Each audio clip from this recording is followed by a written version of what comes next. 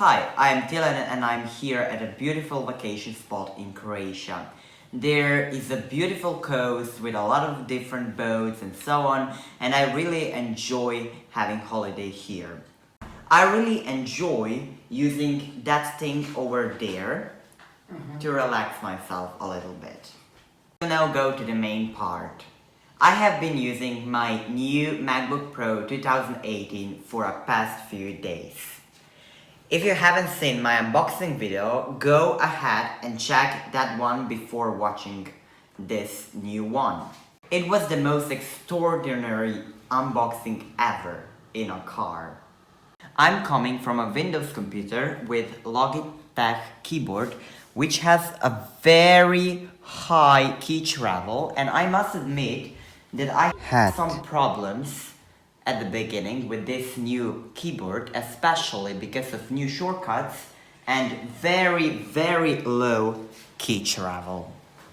But after a few hours of typing, I got used to it and I really love this keyboard. I can write a lot faster, but it is quite loud, so I can't imagine how it was before that third generation butterfly mechanism. In the dark, there is an individual light under each key, so there is no problem to write in a complete darkness. There were quite a few lawsuits regarding this keyboard, so Apple released a new third generation butterfly mechanism, which has some protection under each key to prevent dust and other things to come under those keys and destroy it. There is also no function bar, but there is a touch bar, which I can say it's quite a gimmick. Only thing that I actually use is control volume and brightness, and also some other function keys. In iTunes I can so play and pause music and also come to different parts of it. I also use it in DaVinci Resolve when I'm editing to come up with Inspector, but that's about it, I can say. So it's practically a gimmick, but it is useful in some ways, and when developers will implement those new controls in the touch bar, I see a huge potential in that. The second thing I want to discuss is definitely a design. This is one of the best, no, it is the best design of any laptop I have ever seen. The whole aluminium build, there is actually no plastic. Oh, okay, I don't know which material is that, but okay. So, the whole aluminium build is very premium, and because it is a 13-inch model, it is very light and portable, so I can take it with me wherever I go, so that's very good. But because of this amazing design, we have only 4 USB-C and a headphone jack, so there is actually a huge sacrifice in terms of ports. So now I need to carry with me a ton of dongles just for, I don't know, I want to connect my iPad, which is an Apple product, or even my phone, which is iPhone 10, so the newest version, and there is the newest MacBook Pro, and for that I need to use a dongle, USB-C to USB-A, to plug my iPad to the MacBook Pro. And it's very annoying sometimes because it is portable and light, but because of that dongles, you need a very huge bag to just store those dongles.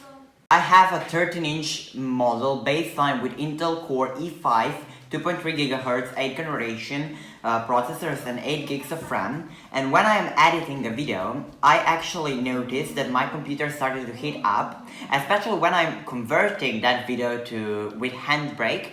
And those fans get quite loud, but it is very quiet if we consider other laptops or desktop computers. So actually my computer was about 100 degrees, which is wow.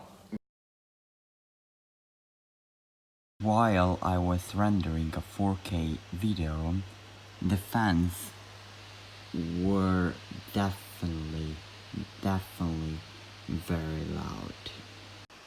And as you can see, the macOS update fixed the issue with thermal throttling, even though the temperature was about 75 degrees Celsius.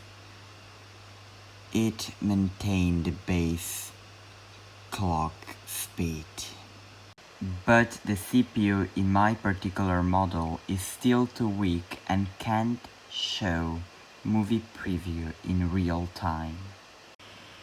It took 17 minutes and 58 seconds to finish rendering a 4K movie, which is about 9 minutes and 17 seconds long, while using handbrake to transform a 4K project, which is 9 minutes long, with Apple ProRes 422 HQ codec to H.264 codec.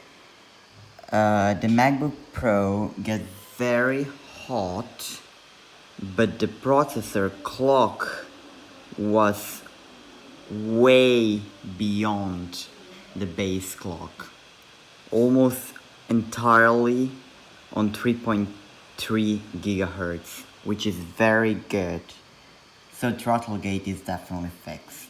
Performance is good for me, but if you need a lot of GPU power, please go for 15-inch machine.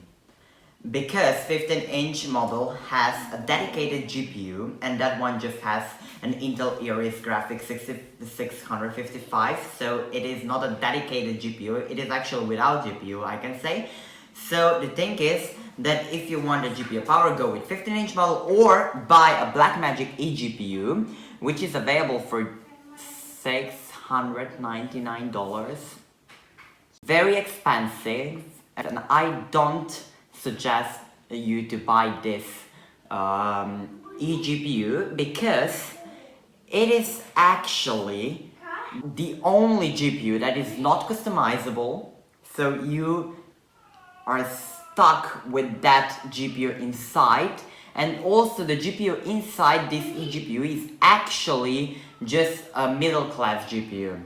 So if you want to get more details about this eGPU, please go and watch Zone of Tech video, which the link is in the description. Speakers have also been redesigned and now are with a little bit more bass and more crisp and sharp sound, and also are more loud, but I don't think they are as good as everybody is saying.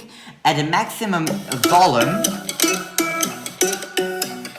they are quite loud, but not as loud as keyboard. Of course, I'm joking. But the sound is not clear and sharp, so I prefer to use AirPods. But anyway, the speakers are probably one of the best speakers on laptop, but AirPods are still better. Yeah. Under the keyboard, there is an enormous trackpad, which is the best I have ever tested. It has lots of different actions, and I love the ability to drag up with 3 fingers and get to mission control, and the one to slide with thumb and 3 fingers to launch a launch pad. I use that all the time. In fact, trackpad is so good that I ditch my mouse completely. Even though I paid a whopping 140 euro for that magic mouse too, which I will cover in my next video.